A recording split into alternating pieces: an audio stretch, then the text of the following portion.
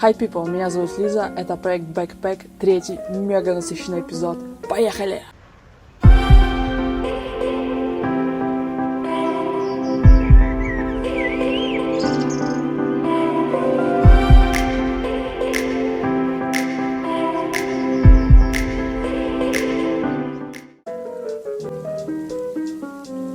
Мы прилетели в Милан, чтобы встретить нашего третьего попутчика. Дело в том, что мы прилетели в разные аэропорты по ходу.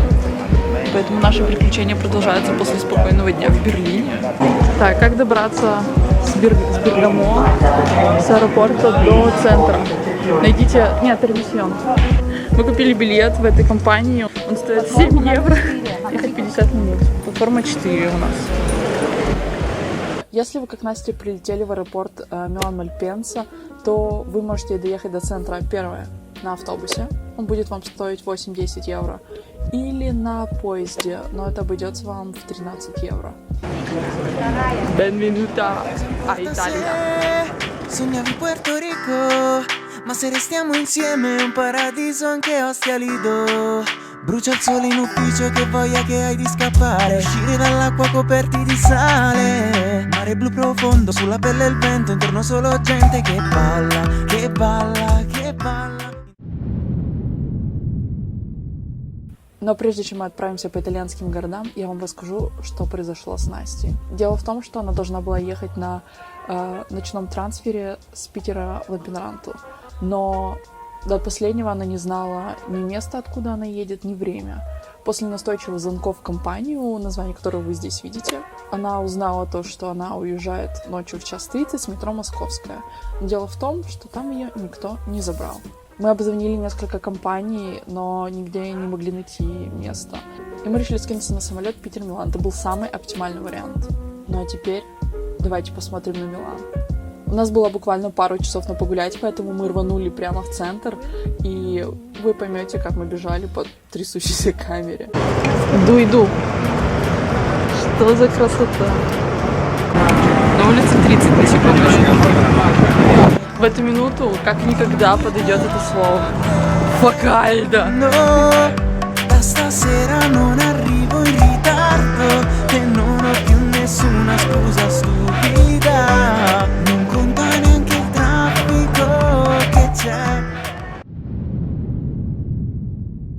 Сначала мы дошли до галереи Виктора Эммануила II. Это один из древнейших пассажей в Европе.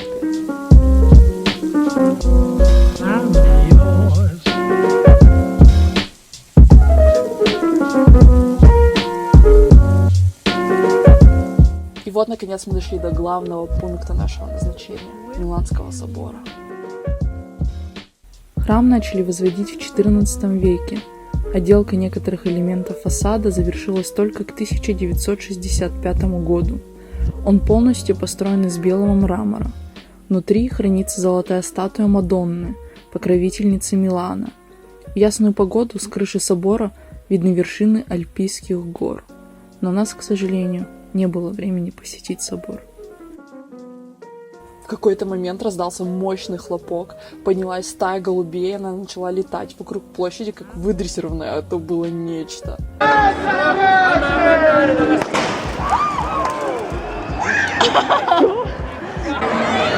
Это что такое? Это какие-то рабочие... Ага.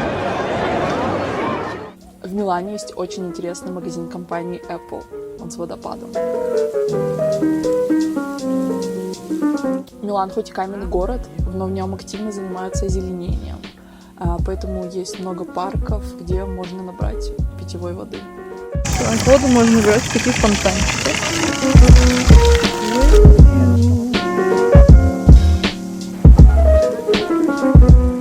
Еще мне очень понравились крыши с зеленью. Да, травяные шапочки — это прям фишка Милана. Еще несколько полезностей. Самолет с Берлина до Милана обошелся нам в 1800 рублей вместе с доплатой за рюкзаки. И теперь главный вопрос. Как и где мы ищем недорогие билеты на самолет? Я могу вам сказать два очень крутых сайта. Первый — Вандроуки. Там обычно выкладывают всякие акции на жилье, на самолеты, на паром, на все что угодно. Так, например, я поймала одну акцию в ноябре того года и съездила за 5 евро туда-обратно из Хельсинки в Стокгольм. Вторая компания — это Skyscanner. А там есть очень полезная опция — поиск наилучшего варианта. Вы просто вбиваете страну или город, откуда вы хотите вылететь, и в графу с прибытием ставите «Везде». Можете выбрать даты, может нет. Он вам сам подберет самые дешевые билеты. Можно в одну сторону, можно туда и обратно. Передаем большой привет Архангельску и Высоцкой.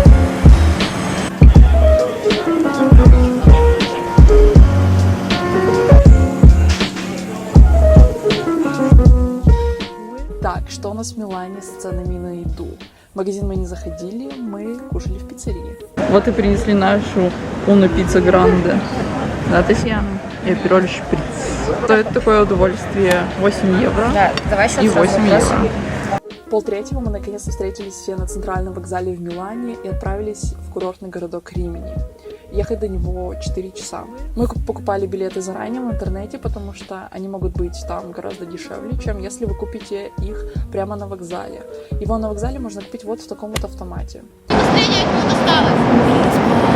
Stories that I can't explain. I leave my heart open, but it stays right here empty for days. She told me in the morning she don't feel the same about us in her bones.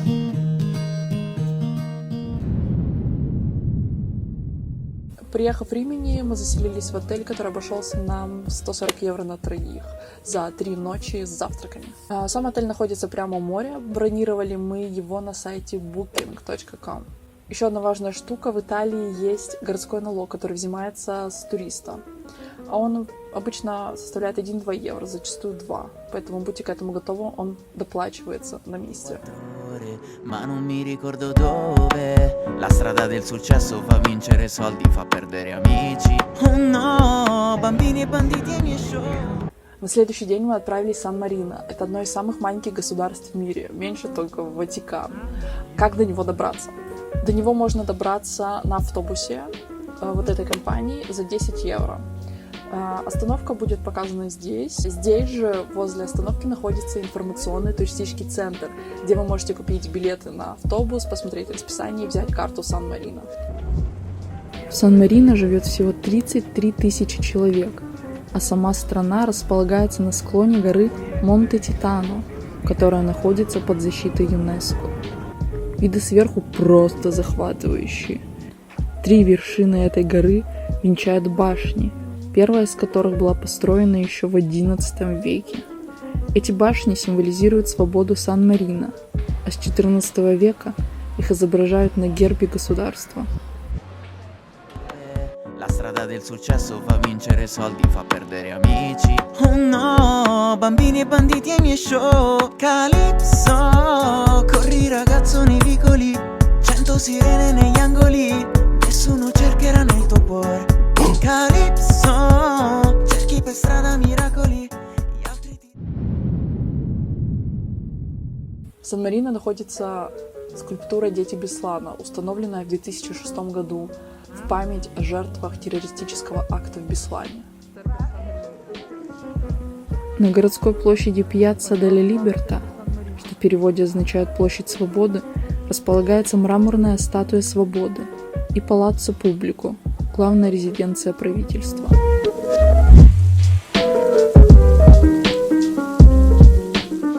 Главный храм столицы – это базилика Сан-Марино, которая выполнена в стиле неоклассицизма.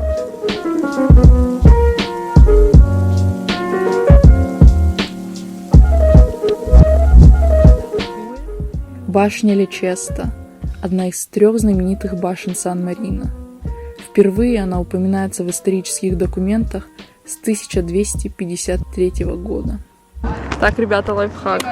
Эта штука стоит 1 евро. Просто кидаете 2 рубля и все работает. Около минуты. Мне кажется, больше было. When you move, I put to mind of all that I wanna be. When you move, I can recall all that you were to me. So move me, baby, shaped by the birth on the willow tree. You do it naturally, you move.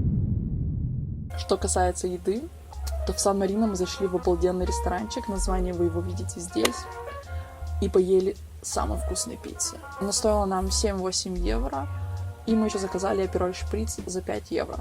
Чао.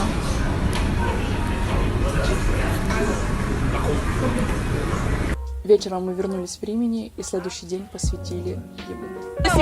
Вот туда. Да я по прямой. Чао!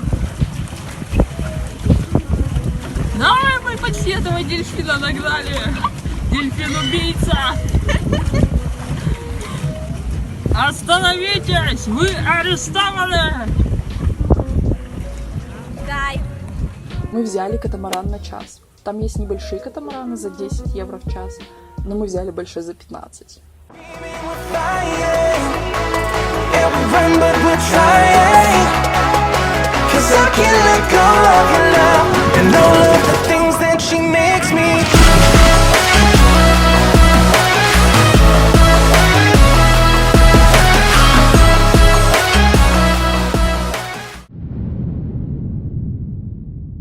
Днем мы поехали в центр.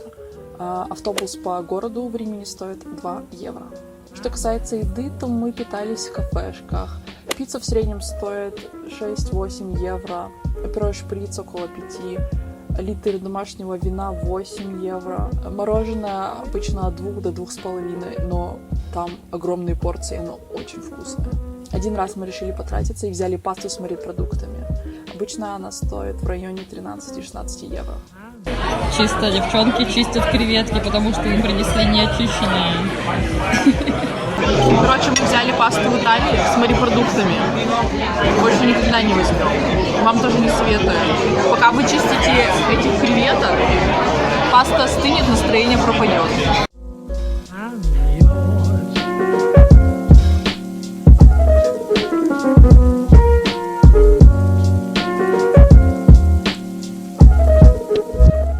Дата основания Римини – 268 год до нашей эры. Здесь родились тенор Лучано Паваротти, режиссер Федерико Феллини и, конечно же, композитор Джузеппе Верди.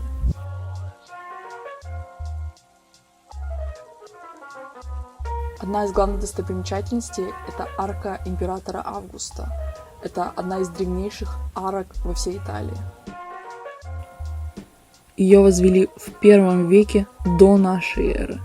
В средние века арка служила частью городских ворот, надежно охранявших подступы к Римени с юга, и была встроена в мощную крепостную стену. В верхней части постройки сохранилась латинская надпись, сообщающая о том, что Сенат и римский народ посвящают эту арку императору Октавиану Августу. Практически в каждом итальянском городе есть римский амфитеатр. От амфитеатра в Римени остались одни руины, но постройка датируется 2 столетием до нашей эры. Это была крупнейшая итальянская арена, умещающая 10-12 тысяч зрителей. Тут проходили знаменитые гладиаторские сражения. Храм Малатеста – это кафедральный собор, построенный в 15 веке.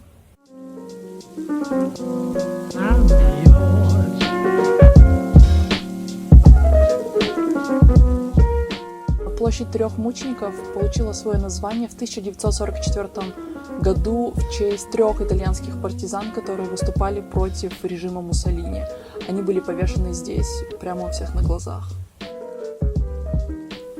На нем находится Палаццо Бриоли, историческое здание 17 века, центр которого украшает высокая часовая башня 16 века.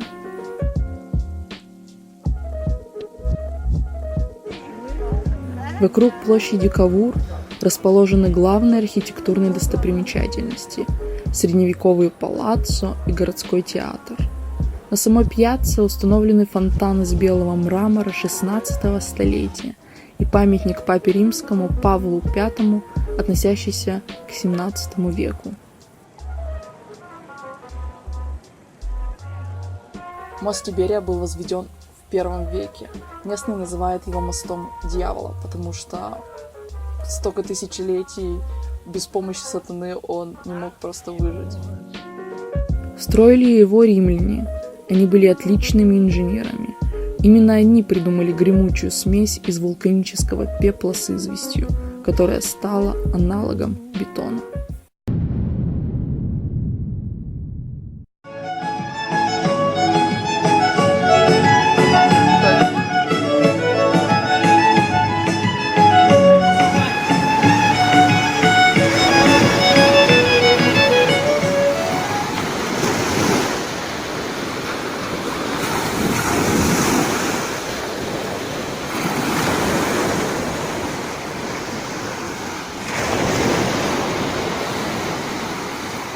Ночевать в Венеции это дорого, поэтому мы решили сэкономить. Очень хорошо.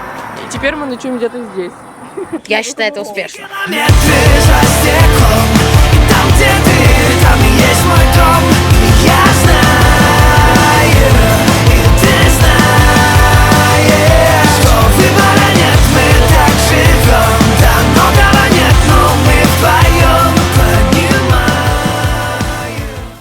А еще надо вот так шляпа вокально. Пришли. А давайте резкий вираж.